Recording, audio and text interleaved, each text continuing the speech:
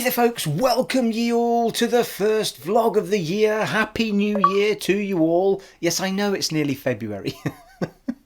But it's the first vlog of the year, people. I have to say it. Happy New Year to you all.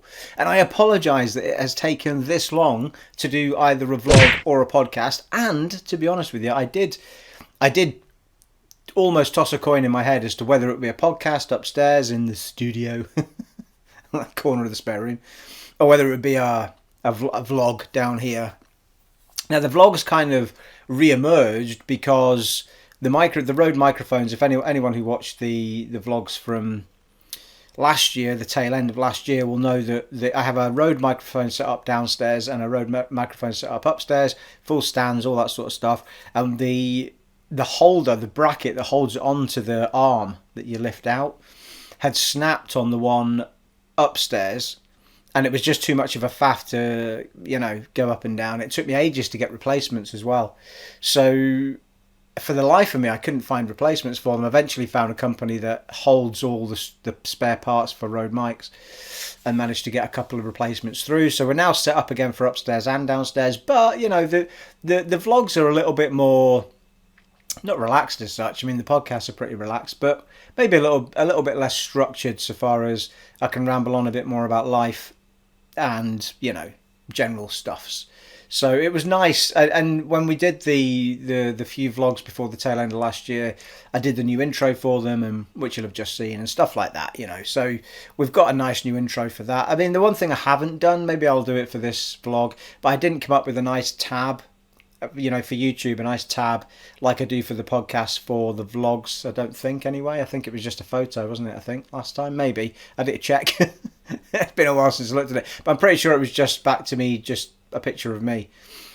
So it'd be nice to get maybe a thumbnail that's a bit more styled like the podcast ones were, because I really like the format of the podcast ones that I came up with the 3 bars and then a picture of me in front of them and that sort of thing. But we'll see if it may, by this point in you watching, it may just be a picture of me again.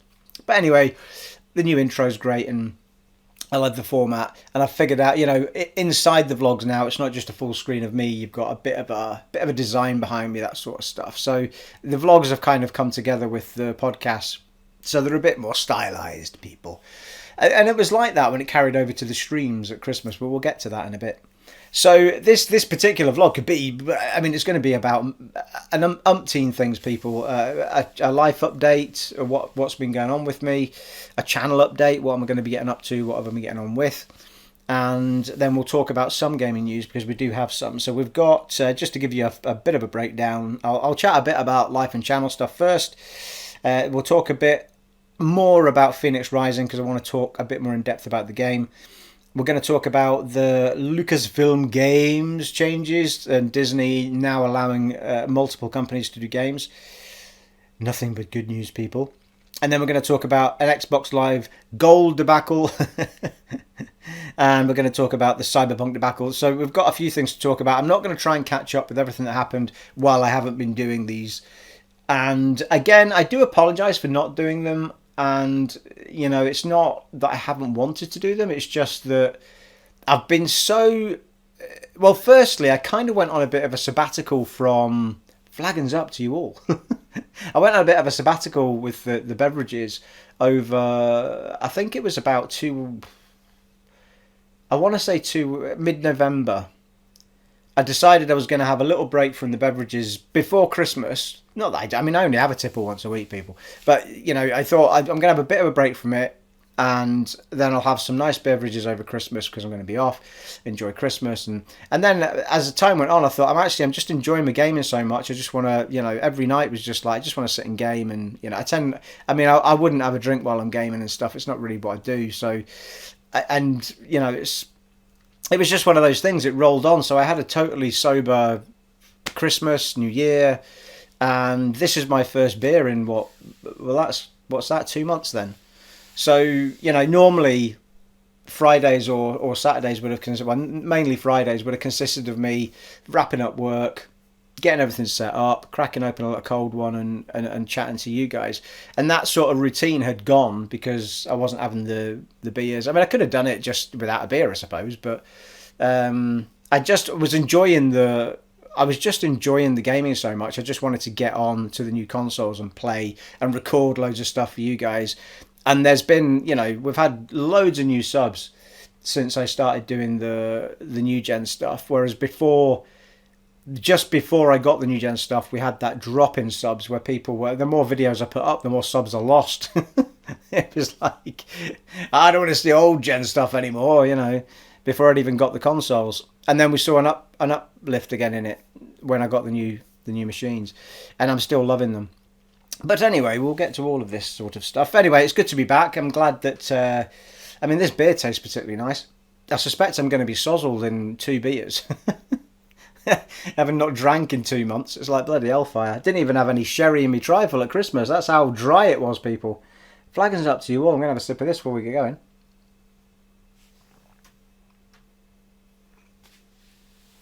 Oh, that's nice. Now, you might have got a peek behind me of something new. Look at him glowing in the middle. It's almost a shame that the centerpiece gets blocked by me when I do these vlogs. I've had a few purchases, people. While well, actually, that was a Christmas present. And I don't know if you can see it. If you're watching on a phone and stuff, you probably won't see it. But it's a nice big Geralt, is what it is. Let's have a look. I'll see if I can get him down without destroying my entire centerpiece. Geralt of Rivia ornament, absolutely stunning. The attention to detail is just incredible.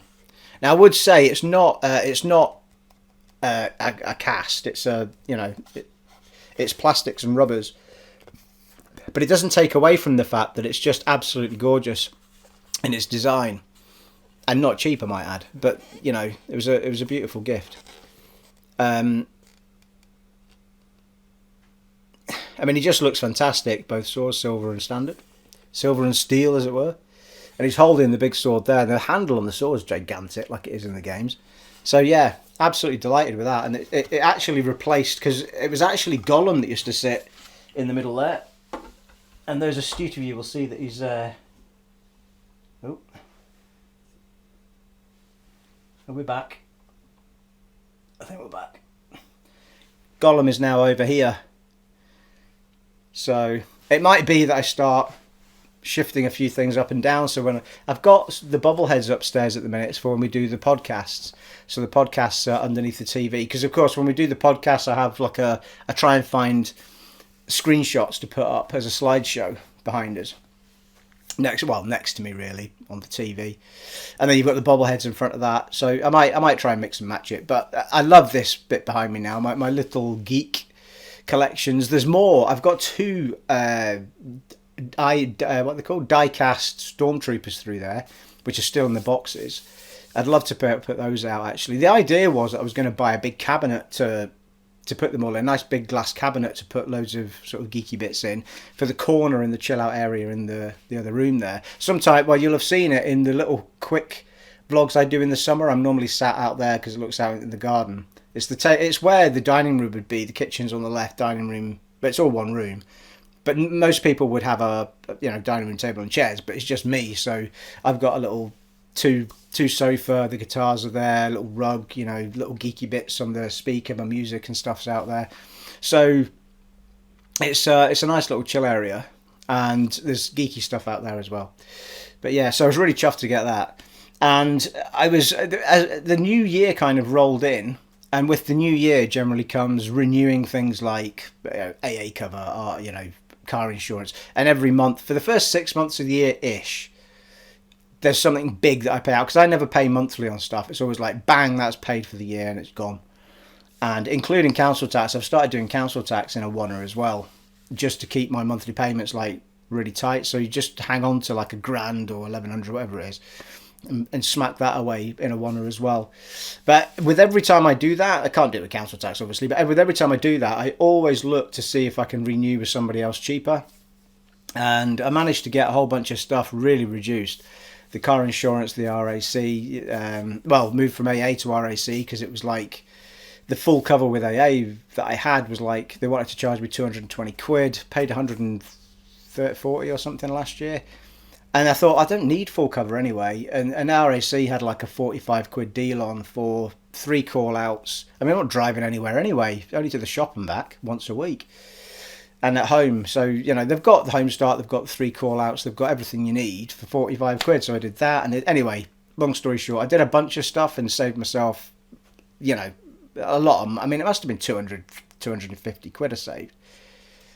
Now, in fact, I think I worked it out at 300 quid saved over everything that I did. I also, I bought my iPhone outright when I bought it a few years back. And I bought well, in fact, it was 2 phones ago I did this. I basically cancelled the contract that I had and went pay as you go, total pay as you go, with 3 because I had a 3-2-1 deal on 3p, 1p, 2p, you know. Anyway, they decided they weren't going to do that anymore. I got an email or a text, I don't know, a few weeks back, and it said, we're not doing 3-2-1 anymore, it's going to be 10-10-5. I was like, no, it's not, because I'm not paying that.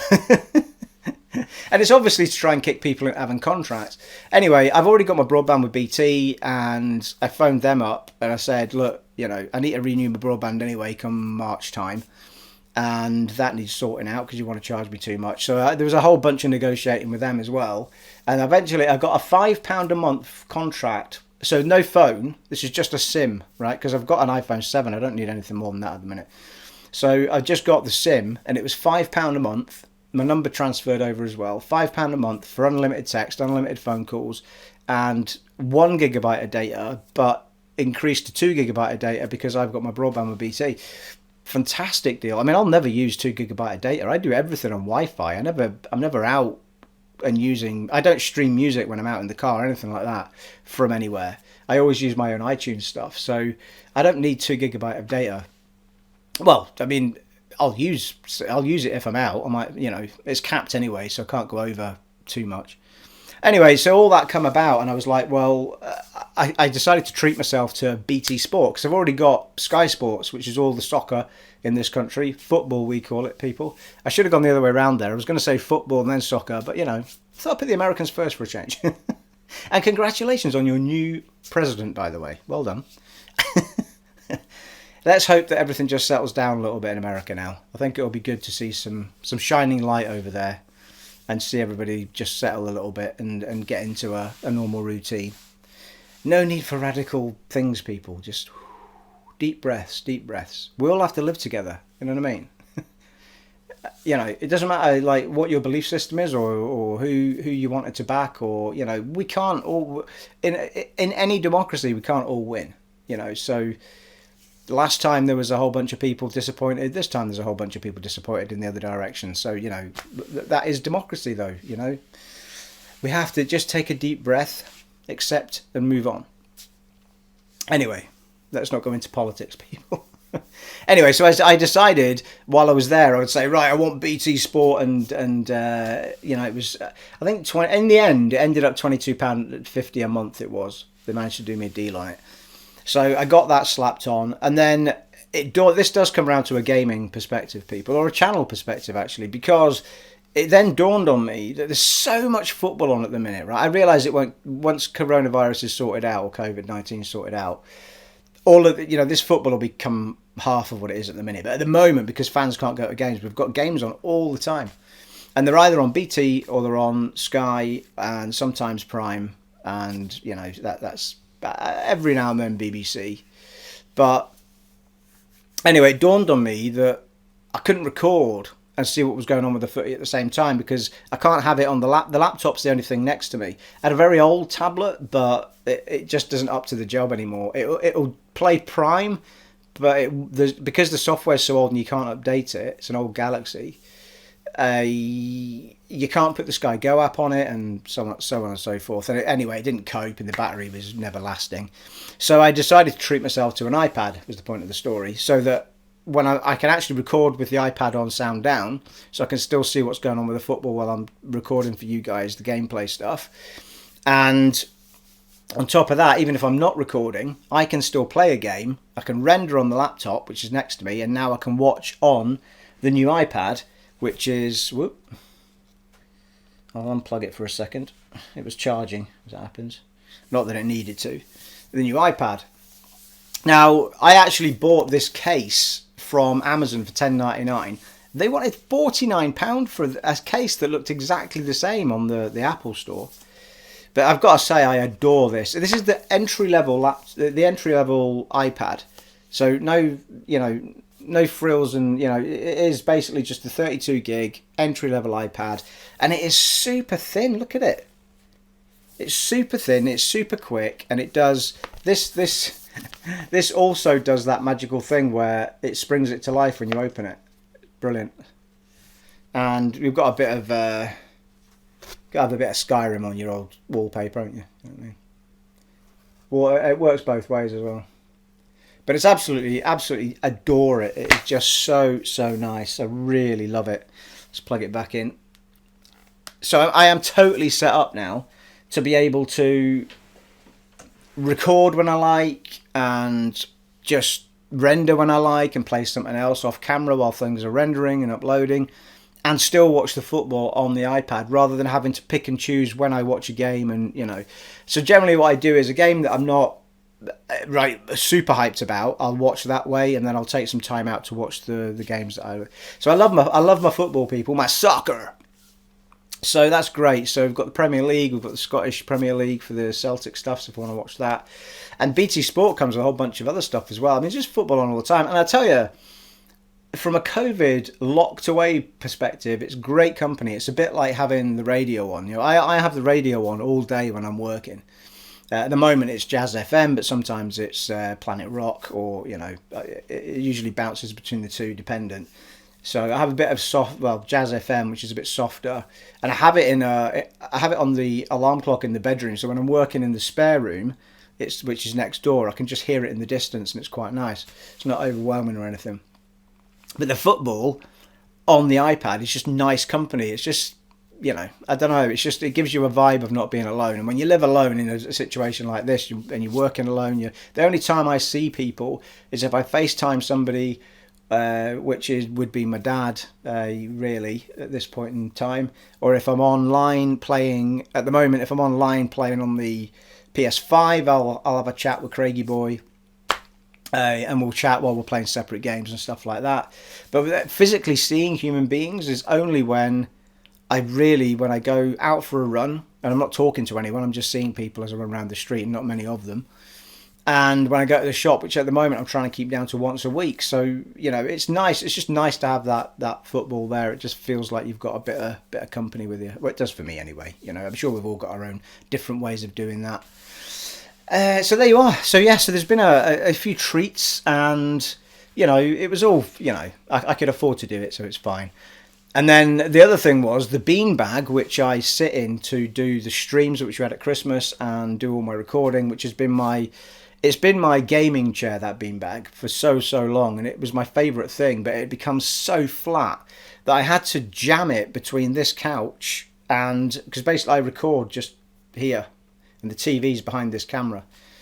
So I used to sit the beanbag in front of this sofa and sort of jam it there, and then I sat on it and pushed back on the sofa to get a bit of puff in it because it had got so flat. So I spent weeks looking at new gaming chairs, or some sort of chair or beanbag that I could have here that wasn't intrusive to the house when I wasn't using it, because the beanbag I use can just sort of slot in a corner of the living room over there. Anyway, in the end, I thought, why don't I try refilling it? So I had no idea how much to buy. It's like, I bought six cubic feet of the polystyrene filler for beanbags. I thought that'll be enough. If there's stuff left over, I'll keep it. Anyway, I started filling it. Basically, what I did was I used I've got a little plastic set of scales, and there's a little tray comes with it. So I used that as a scoop. This thing just arrived in a big plastic bag, and I just scoop and tried to get it into the bean bag, and I ended up putting the whole lot in, and it was like a rock when I sat on it. It was like, just wasn't comfortable at all. And you want to see, it looked like a bloody winter wonderland in the kitchen after I'd done it as well, because the things get everywhere. The thing is, though, it's not bad, because the minute you get the Hoover out, they all come rushing into it. But anyway, the following day I had to get the scoop out and start I took about a third out again of what I'd put in, and now it's just fantastic. It is so comfortable. It's now my dream gaming chair again, that beanbag. So that's been sorted out. So I'm well sorted between the iPad and the football and the laptop and the recording and the rendering and the big TV. I've got everything I need to be able to just keep bringing you guys loads of content. Was the point of that whole story, people. I'm sure I've probably lost many of you by now. It wasn't the most interesting story, I grant you, you know. I'm also thinking that it's a bit dull in here and I should have a more brightness on me for this vlog, but anyway. I'm going to have a sip of this. It's making Geralt glow in the background, though, isn't it? Having the lights a bit dimmer. But to be honest, people, I'm approaching level 50, people. I'm level 50 in April. I mean, what happened? You know, I mean, soft lighting is your friend when you're approaching level 50, people. It really is. Right. Enough about life, people. Enough about life. Gaming-wise, so over the Christmas and New Year period, anyone who was following, anyone who was joining in with the channel, you'll have seen that we were doing a whole bunch of really cool mods to do with Christmas on on Fallout 4. And I did a whole bunch of streams. I forget how many now. Was it 5 overall? I think I did Christmas Eve, Christmas Day. I did New Year's Eve, New Year's Day, and the day after. I think it was 5. So 5 live streams. I have every intention of doing some more live streams at some point. I really enjoy them. I really enjoyed the interaction with you guys. The setup was fantastic. I could hear it, every comment you put in. The lady doesn't always read them outright, so sometimes I have to take a second. One thing that was annoying to me was, you'll find this quite amusing, I'm sure, all you young people out there. Like, if I couldn't understand what the lady was saying, the main reason I do have the text-to-speech on is because I have to put my glasses on to see the text if I want to read it. Obviously, I can't keep doing that when I'm playing the game. If I had a setup on a computer, all of this stuff would be coming up on my screen, which kind of takes away from the gameplay anyway. I'd rather just have the game in front of me. So it's nice to have that being read. I realised that if I had a chat box that was rammed with conversation, I'd never hear the game. So that might be rethought, you know, some point in the future, maybe, if it gets a bit busy. But, or limit it to super chats or something like that. But, yeah, I mean, I thoroughly enjoyed doing those streams. And I have we had, at that point in time, I was doing Fallout 4, either recording it, and because what I did was I didn't just do random streams. I fitted them in with the recording pattern. So if part 23, for example, was recorded, part 24 was streamed, and so on and so forth. So the parts you saw are in line with the playlist of the game. And we kept that to Fallout 4 mainly because, well, no, that's not true. We did one, I think we did one Immortals Fenyx Rising, didn't we? Which went down pretty well as well. Because that was on New Year's Eve, I want to say. Yeah, it was. I'm pretty sure it was New Year's Eve. We did Immortals Fenyx Rising before, by up to 9:30, I think.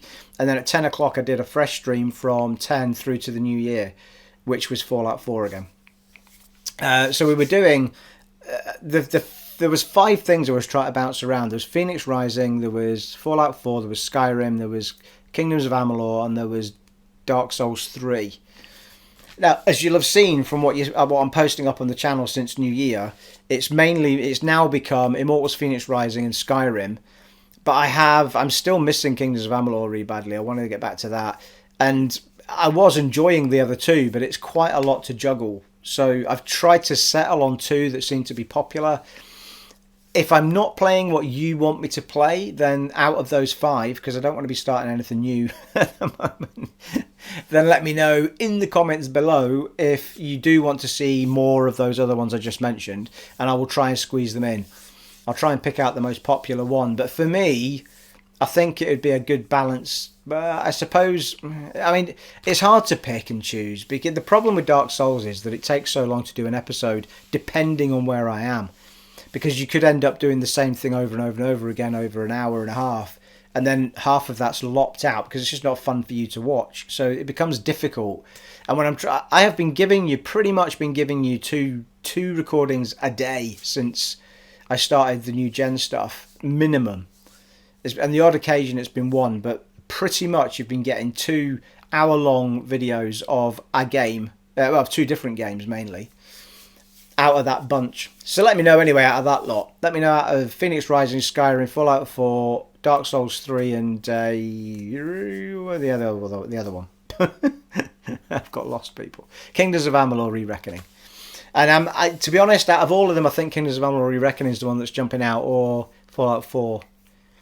I mean, we've got really far in them. The reason that I almost stopped doing Skyrim and Fallout 4 because I'm really hoping we get a 60 FPS official patch and I can actually do something with my achievements turned on. But I'm so far into the games now that it's just... Anyway, I have already recorded the next 2 Skyrims. So you'll get those... you'll get them side by side with 2 episodes of Fenyx Rising, which I recorded today. So tomorrow, as long as I can get it uploaded tonight, you'll get a Skyrim and a Fenyx Rising tomorrow and a Skyrim and a Fenyx Rising on Monday. And obviously by that point, by Monday, I should be recording some more stuff. I'm planning to have a bit of a chill out day tomorrow and just binge watch a whole bunch of TV. I've got so much stuff on my planner. Like I haven't watched, because all I've been doing is just gaming my ass off on the new gen, people. I'm just so happy with new gen. I can't help myself but game constantly. And off camera, I've been hammering Jedi Fallen Order on the PlayStation 5 because I bought it again so that I had an excuse to go for the trophies on the PlayStation 5. And of course, it's got the big new update, so it runs at 60 FPS at 1200p on the PS5. It does 60 FPS and 1440p, I believe, on the Xbox Series X, which I haven't actually played it since the update on the Xbox Series X. The videos I put up on my channel were before the update and it was still playing super smooth. I thought it was 60 FPS, but according to them it was 45 FPS. So, I don't know, it looked brilliant. I mean, it looks spectacular anyway. It looks fantastic. So, maybe I will play it again on both consoles anyway, just to try and wrap up trophies and achievements and stuff. I can see me platinum it or 1000G in it maybe. But I just adore that game. But yeah, which actually leads us on to part of the news that we were going to talk about. So was there anything else for my life and channel update, people? No, new gen feels, we've just been talking about it. So yeah, I mean, I absolutely love new gen. Would I have picked different shaped boxes? Yeah, I would. I mean, I've got used to them now. I don't mind the colour scheme of the PlayStation 5 anymore. The more I can't use the headset when I do any recording or streaming for you guys because it's a USB headset, comes with a dongle. On the PlayStation 5 and the 4, it was the same problem. If you use a USB headset, it cuts off the sound to the Elgato. It doesn't do it on the Xbox. The Xbox doesn't care. So I have to use my Turtle Beaches, which are great, but I can't get any of the 3D sound at that point. So when I'm playing Jedi Fallen Order, I love wearing those headphones. The more I use them, the more I realise how light they are and how subtle they are and how the sound, the way that the cups are so big, the sound just, it's brilliant. And these are with games that don't really make use of 3D sound, but they just sound amazing and they feel so light on the head. Initially, when I had them on, they felt weird. It was like, oh, they don't feel like they're snug or, but when you get used to them, they're fantastic design. Really, really good. So, and I'm adoring the DualSense controller. I think it's amazing. And the only thing that I would change about either of the boxes at the moment is I would probably have had a different shape. But I'm used to them now. So it's not like I look at them and think, oh, I don't. I mean, I look at them and I think, yes, beasts, and they look fine. They fit in my TV cabinet, and I've got both of them side on because that's the way my cabinet is. I couldn't have had it any other way, and they're fine. They look great, but not visually what I would have anticipated a new gen console looking like. To be honest with you, I think that a simpler form of design would have been fine for me. You know what I mean? I think the Xbox Series X would have been, for me, a bit better if it was not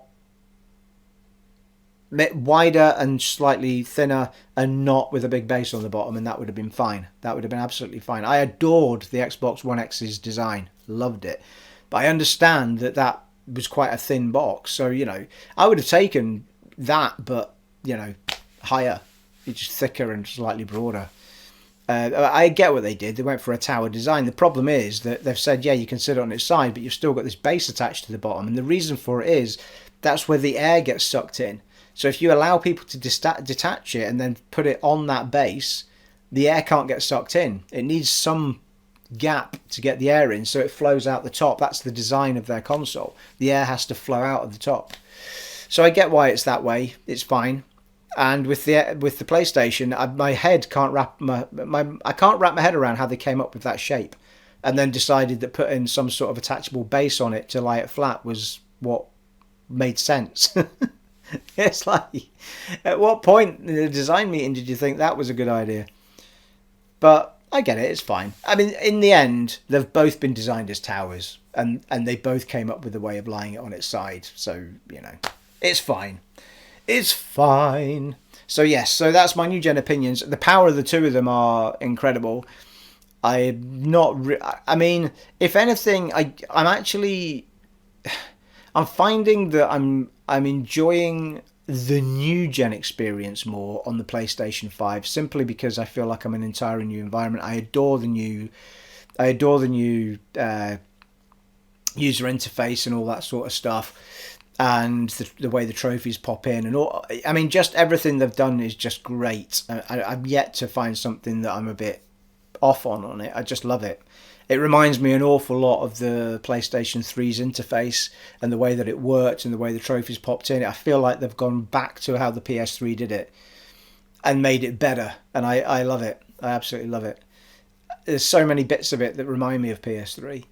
And the controller, I mean, it's just adorable. I just adore it. The way that the different sensations happen on the triggers is just brilliant.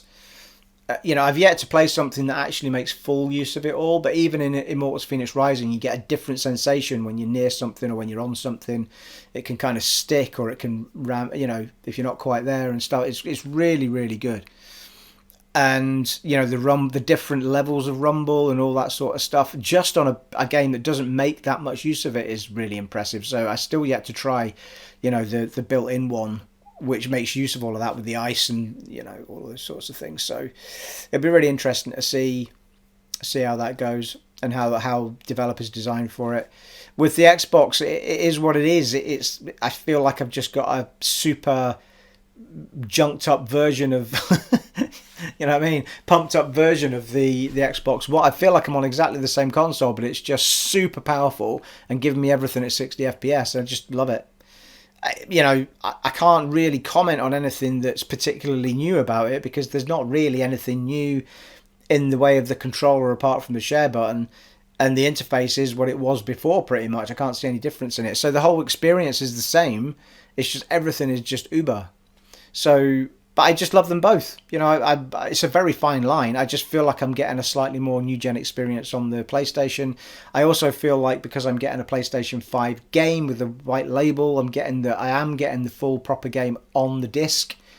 With Xbox, I'm still not convinced they're giving us the full game on the disc. I think they're giving us the Xbox One version, and then when I put the disc in, I'm having to download a stupid amount of gigabytes to make it the new gen version, and that's not what I want. So at the moment, unless it's a first party title, I think I'm going to be buying new games for the PlayStation, because I want my games on the disc. I don't want to have to download half a game from the internet.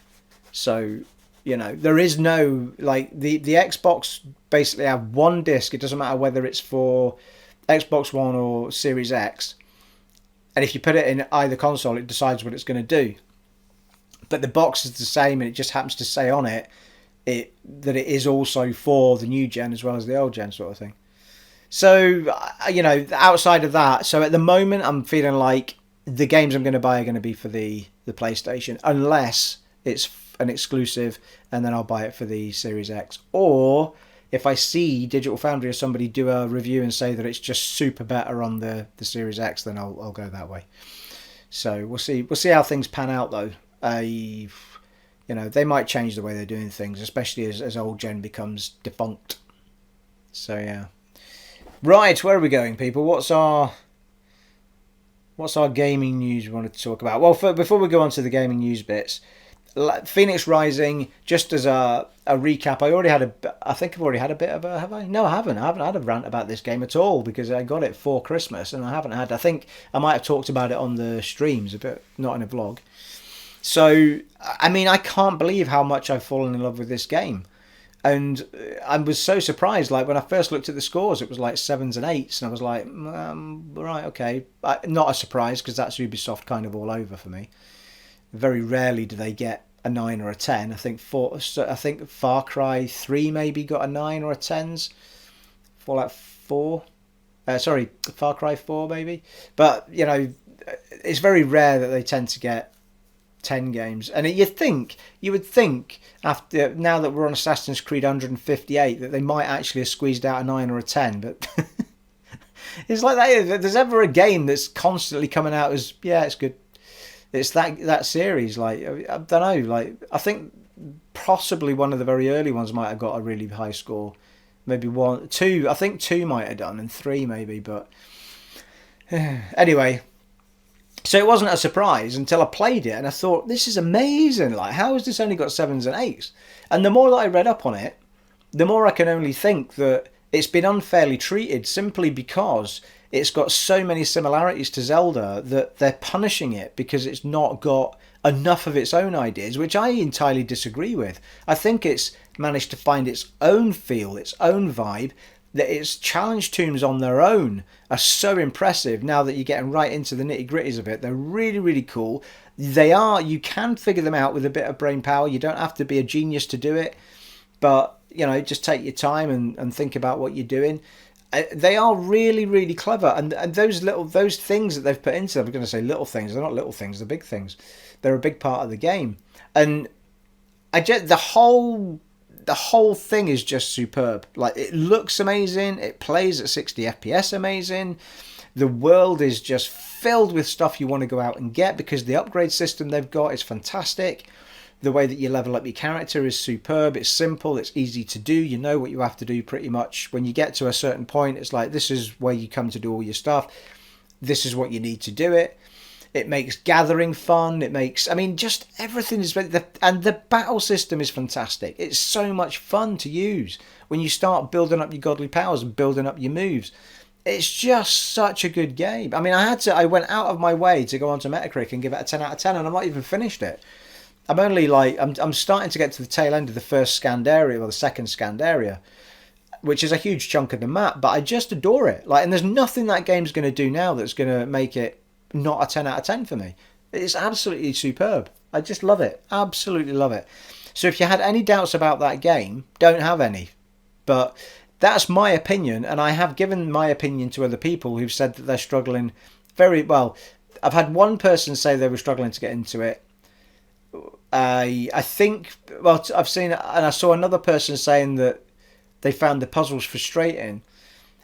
I think if you're not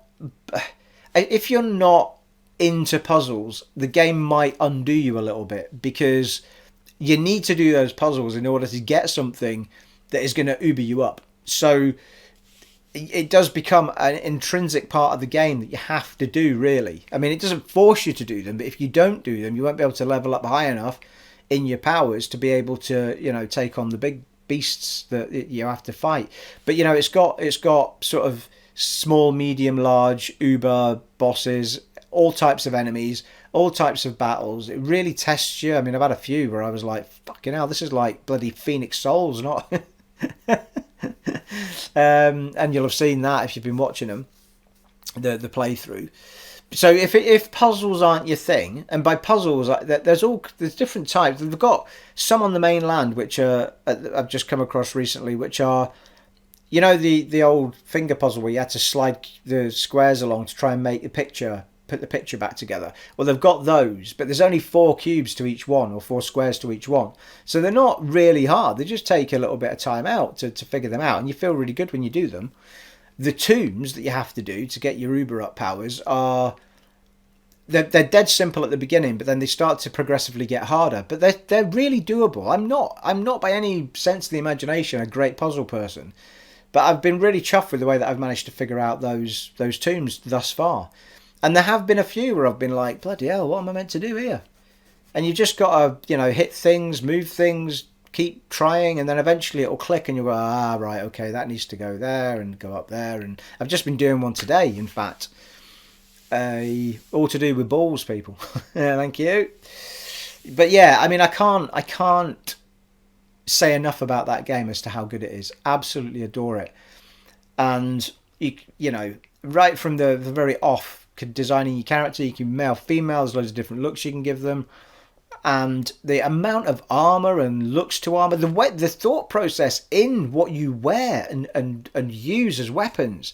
If you find something that's got the things you want as a power on them, and then you pick something else up and go, oh well, I really like that armor, but I can't change it because I want what's Uber on this armor, don't have to worry about it, because you can reskin the one you've got on with the one you've just picked up that you love the look of. So, you know, right down to that attention to detail is superb, and you can do it with all your weapons as well. So it doesn't matter what you pick up, you don't have to go, oh, I don't want to put that on though because it looks great, but it's not got the power I want on it, and the one I've got on is shit in how it looks, but it's got great power. It doesn't matter. Keep the one you've got on and just skin it with the one you've just picked up, and you look like the one you've just picked up. I mean, all of these things have just... they've thought everything through. It's just... the more you play the game, the more RPG you realise is in it. And then it's mixed with a whole bunch of puzzle stuff, and it's mixed with a whole bunch of cool fighting stuff, and it's just... the battle mechanic is superb and really responsive and really good. If you mess it up, it's your own fault, and, you know, I'll hold my hands up to that if I get smashed in a fight.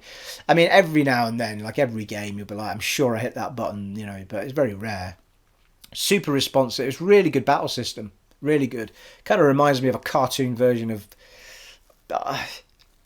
well, the way the character kind of dodges about, it's almost like a cartoon version of bloody Bloodborne, the way that you're scooting about, and the hit button is the same button as Bloodborne and stuff for smashing things. So they've got little... you know, if you're used to playing those sort of games, Jedi Fallen Order as well, same buttons. Well, it is if you swap the hit button with the bumper button. Yeah, I basically swap force and hit round on the Jedi Fallen Order, and it makes it the same as Dark Souls basically and Bloodborne. But anyway, it's just so good, people. I can't remember the last time a game... well, I can. Jedi Fallen Order. That and Jedi Fallen Order. Jedi Fallen Order was my game of last year. This is already my game of the year for 2021, and it's only just started 2021. It's going to take something really impressive to beat that game for me. I mean, for me, it's best new IP, best game. I mean, it's just awesome. I can't wait to get back into it every time I pause for a bit, because when I've got like a week filled up of stuff I've recorded for you guys, going up one a day, because I put one of those up and one of Skyrim or something. I kind of take a break so that I let you guys catch up, and then, you know, any comments and stuff you've made, I can try and put those into a later episode like I did today. So I was dying to get back into it all week. Yeah, so I can't say enough about that game. It is so good. So I hope that's helped somebody out who might have been thinking about Fenyx Rising and unsure of it, but it's just superb. But people, we've been talking for 45 minutes and I've not even got to any news yet. It's a good job we've only got a few points. It won't take long, to be fair.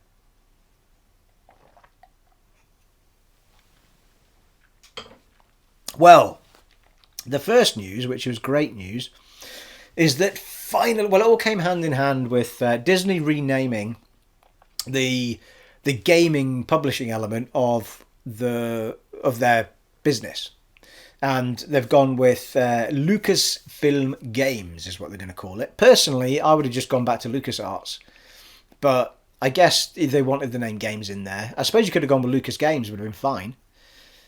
Lucasfilm Games, you know, it's just a bit of a mouthful you didn't need really. Lucas Games would have been fine, but Lucasfilm Games is what they've gone with.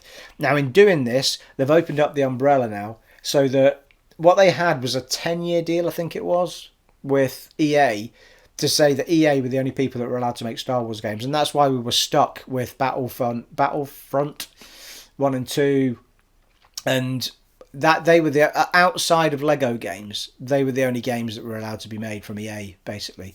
Well, EA were the only people allowed to make games. And then towards the tail end of that, Respawn made us Jedi Fallen Order. Thank the Lord. But of course, Respawn are part of EA's publishing group. So, you know, that was part of the EA agreement. What they've done now is they've said, right, that agreement's coming to an end, and we aren't going into a new agreement like that. We want a lot of other people to make our games. Or we want a lot of other people to make games with our licensed Lucasfilm stuff, right? So this isn't just about Star Wars. It's also going to encompass other things. So it means that they can approach any studio they think might be up to the task of doing a particular type of Star Wars game and saying, how would you like to do this, or how would you like to do that, or having a conversation about what that company might want to do with it. Because the last thing we need is a whole bunch of companies doing Jedi games. We don't need everybody making a Jedi game. And frankly, it's going to take a lot for somebody to beat Jedi Fallen Order as a Jedi game anyway, and they're making a sequel to that without any shadow of a doubt. So let's put into context here. EA are still allowed to make Star Wars games, but they're not the only ones allowed to make Star Wars games. Other studios now are, and this came out of the woodwork with the first one that came along, and this isn't actually Star Wars, it's a Lucasfilm game, and it's Indiana Jones, and it's being an Indiana Jones game, and it's being made by Machine Games, who are a Bethesda studio, and Todd Howard, head of Bethesda, is going to be producing it. So that's a really interesting one, because Machine Games are the people who make the Wolfenstein, whichever way around you want to say it. Wolfenstein games are Nazi killing type games, so a little bit in common with Indiana Jones, I guess. But I kind of hope that we don't get... Well, firstly, I hope we don't get a first-person game, because Machine Games are known for first-person games. I don't know how an Indiana Jones first-person game would work, but I don't think it works. I think that character works third-person because, A, a really unique look with the hat and the whip, and you want to see that character in a game. B, if you're doing puzzles and all sorts of stuff, you need to see your environment as best you can. It's always better with a game like that where you are in third-person view. I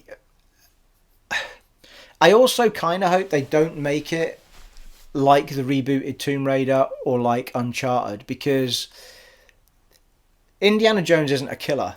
He's a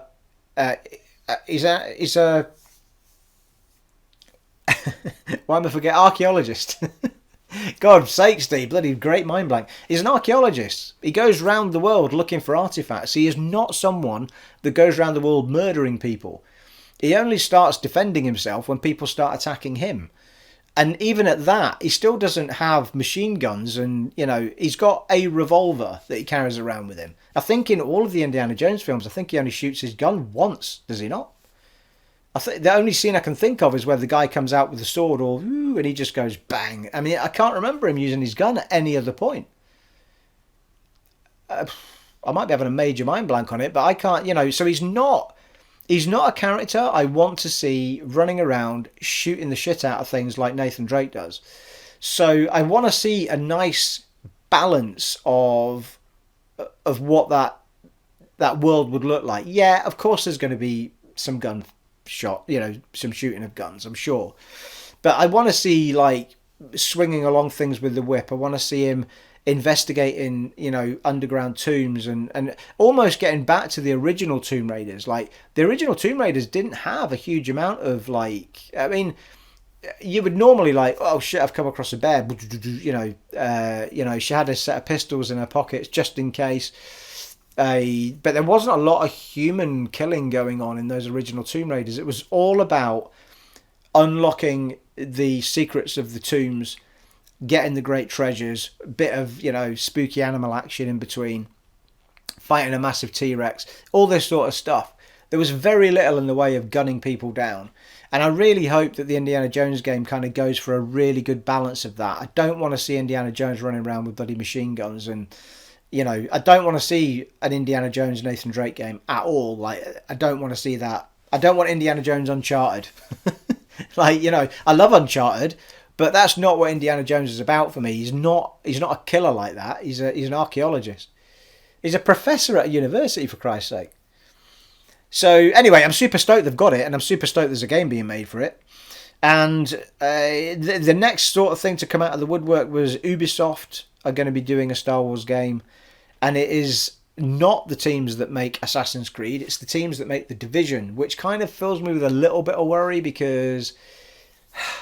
Well, not worry, because I'm sure they could make a perfectly good open world MMO type game. I guess I'm being a little bit unfair, because I'm sure there's loads of people out there that would love a Star Wars MMO. And if that's what they're being given to do, and they're used to building that kind of world, they've already said they're going to be using the same engine to do the graphical stuffs and the gameplay stuffs. But they did say it was going to be a story-driven game. but they've not outright said it's not going to be an MMO or it's not, so we don't really know what to expect from them. But for me, I think I'm not overly concerned about it because, great, that might keep a lot of people happy who want that type of game to be a, MMO type game. For me, I felt like Ubisoft would have been almost right up the alley of doing some sort of, as Aaron Bruce said to me, some sort of bounty hunter game. And going into that sort of world with it would have been quite good rather than Jedi's. But they've not even said it's a Jedi game. They just said it's going to be a story-driven game. I mean, you could almost see, some sort of bounty hunter or some sort of Han Solo type thing, or, more blasters than it is lightsabers kind of thing, Even like Rogue One was, like we didn't see any sort of Jedi's in that. But it's going to be really interesting to see what they come up with. But I mean, I'm not concerned because I know that loads of other studios are going to get an opportunity to make Star Wars games. Whereas before it was like, oh, right, EA, you're making Battlefront 2, right? So we've got to wait, how many years is that? I've got to wait now to see if they might finally make me a single player, Star Wars game like we finally got with, we only got Jedi Fallen Order at the tail end of that generation. So we went a whole generation with them having that IP and we didn't get a single player game right up until then, outside of Lego. I must say though, I'm still super excited for Lego Star Wars Skywalker collection. The minute I saw that clip, it gave me the feels, man. The hairs on my arm stood up. I think because I adore that Skywalker collection, that Skywalker saga so much. Sorry, it's Skywalker Saga, not Skywalker Collection. I really like the little, tip the hats to the film stuff they'd put in there was so good. So I'm actually really, really excited for that. I've never bought a Lego game in my life, I don't think. I played a bit of the Force Awakens one, but it was a demo, I think. So I'm really looking forward to that, and I might actually get it day one if it's not too stupidly priced. But it will be. And then two final things we're going to talk about. There's been two debacles, isn't there? The first debacle, actually, I'll talk about them the opposite way around. I've got them on that list. The first debacle was Cyberpunk, which came out. Everyone was super excited for it. And I said to Aaron Brew, my son, I said to him, before that game came out, I said, I am super worried about that game. It has been delayed so many times. It just smells to me like it's not ready. Like it just doesn't sound ready to me. And sure enough, it comes out, PC, everyone's giving it 10s, 9s everywhere. And then the minute somebody tries to play it on an Xbox basic console or a PlayStation basic console, the thing falls on its arse every 2 minutes. And, to the point where it was just unbearable for people. So it got so bad that PlayStation took it off of their store, and it's still off of their store. It's still not been put back for base console play. In fact, I think at all. It's definitely not there for base console players of PS4 anyway, or PS4 Pro. There isn't a PS5 version of it, so I just don't think it's on their store at all at the moment. And it's just, they were giving people refunds, and it was just awful. And then there was another patch came out today. We're on, what are we on now? The 23rd. We're on the 23rd of January. Another patch came out today. And my son was saying that it was, I think he said it was about 50 odd gig or something. Anyway, it was massive. And then he'd actually started playing it on the PS5, was loving it, but there were so many bugs in it, it was just putting him off. Not breaking the game, but it was just really off-putting that the NPCs were everywhere, weird things happening. So he just said, I'll wait for the patch to come out. And then he saw the patch arrive and he was like, right, I'll give it another go. But then when he went into it, there was some bug where he would try and he wanted to go into the menu and back out, but every time he tried to do it, the back out button didn't work. Anyway, he was at that point, he was like, all right, I'll come back to it again in the next patch. So basically, I think we can safely say that game should have been launched for console in November 2021 of this year, not the one we just had. And they should have just released it for PC, which has been getting the 9s and 10s, but some suit and money person at that company has made a really bad call. And, for the sake of trying to get everybody, there's no reason why, there was no way that anyone in that company's looked at that game and said, all of our players are going to be super delighted with this game, and we can't wait to get it in front of them. Without any shadow of a doubt, they did not show any footage of that game playing on basic consoles because they knew it was not right. And to ship a game like that to people is just not right. And you could have made enough money from the PC launch to let the console launch just delay it another year. Do what Halo did and just say, you know what, we're just going to take another year, and we're gonna get it right. So I think if they by the time November comes of this year, that game will be brilliant everywhere. I don't think it's ever going to play particularly well on the base consoles of PS4 and Xbox One, but I think it will be playable, whereas, I think it was just unbearable the way that it was. So, kudos to them for fixing it, but they have to fix it because it's bloody broken. And you have to take your hat off to them because it is, when it plays well, a great game, according to people. I haven't played it, so I'm not going to go judging it left, right and centre, but without any shadow of a doubt, from all the things I've seen, that game should not have launched for console at all till at least November of this year coming, because that, for me, would be a time when that game is probably going to be done with patches and running the way people want it to. So, would people have been upset? Of course they would, but would they have been more upset at that than what they got? I don't think so. I think they would have, I think if people look in retrospect now, I think it would be a case of, now, well, we get why you didn't want to release this game when it was supposed to be released. It was already delayed by about 7-8 months, wasn't it? So, development companies should never feel under pressure to put a game out that's not ready. Shouldn't happen. Especially when you've got money coming in from things like The Witcher 3 and TV rights for the TV show. And you don't need to push that game out to everywhere at once if you're not ready. Just take your time.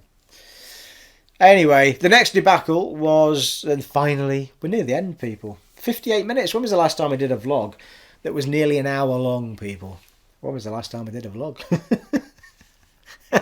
That's what somebody just said to the camera. The last debacle was but yesterday, people. Microsoft decided that they were going to start charging people Xbox Live Gold membership at $12 a month. Which, what's that, about £10 a month?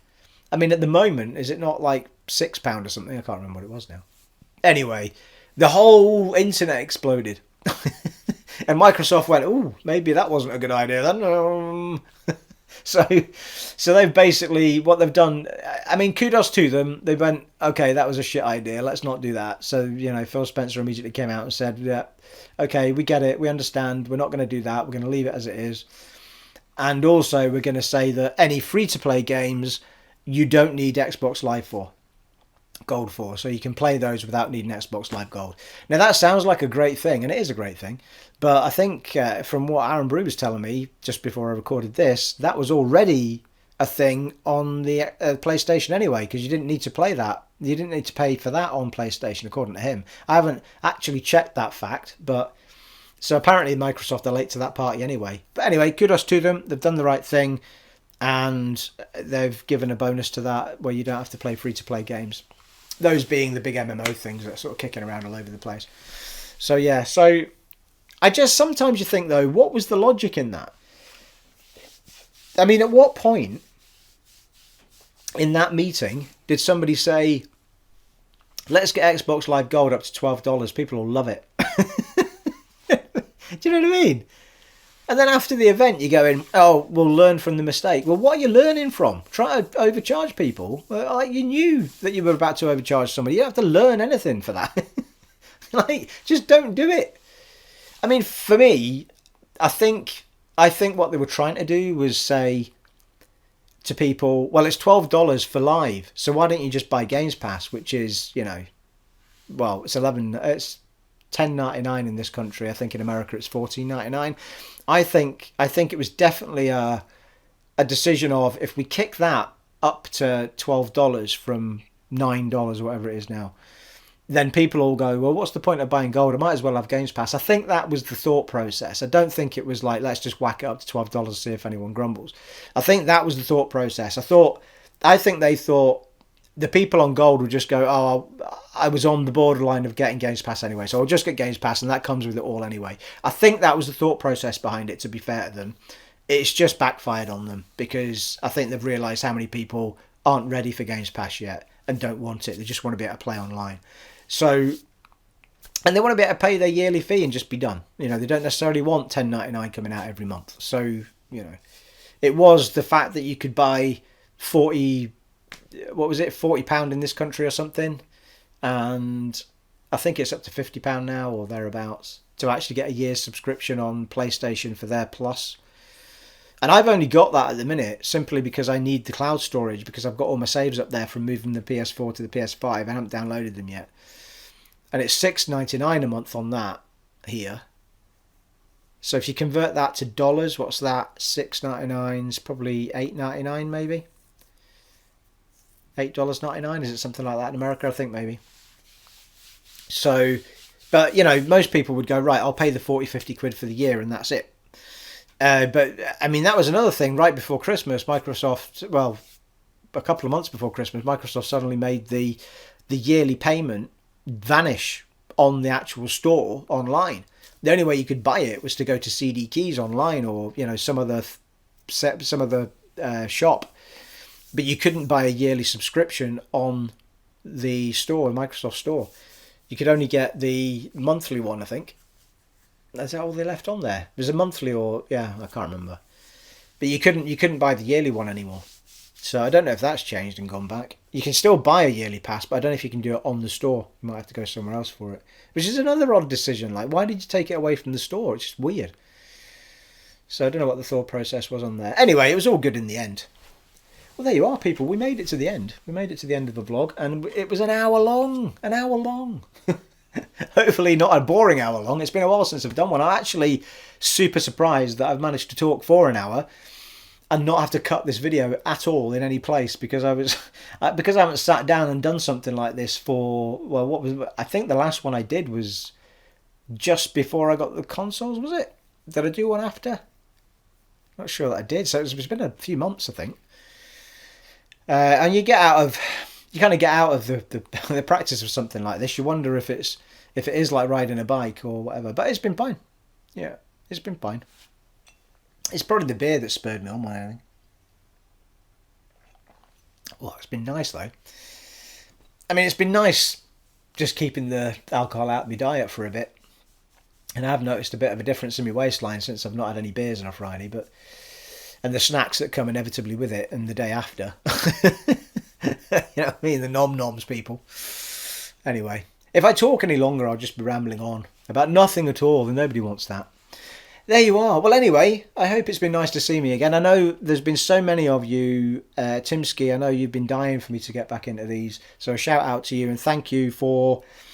I mean, it is not annoying to see people constantly ask me to do something at all. All right? I love seeing that. I love seeing people say, oh, come on, we're waiting for the next one. So absolutely delighted that you and a few others have been asking me when these vlogs and podcasts were going to kick off again. I can't promise you that they're going to be every week at this point. I'll see how I get on. I am still doing an awful lot of game recording, which a lot of folk are enjoying. But do let me know. I mean, really, if you have any thoughts at all about what you want me to do on the channel, please let me know in the comments below. It's nice to get a vibe and a feel for what you people actually subscribed for in the first place. Because what happens inevitably is people just unsubscribe if I suddenly stop doing what it was they joined up to see. Like, I haven't done any Fallout for 2 weeks, and maybe people have unsubscribed because of it. I haven't done any of the Dark Souls 3 for a few weeks. In fact, I haven't done any since before Christmas at all.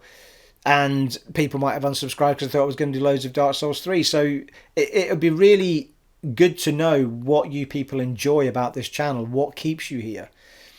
Is it a balance of the gameplay and the vlogs? Is it the podcasts? Is it a balance of, did you actually want to see me do loads of Dark Souls, which, is fine. I'd have to find some way of getting that done. But you have to bear in mind, there's only a certain amount of things I can play at once, people. You know what I mean? It's just...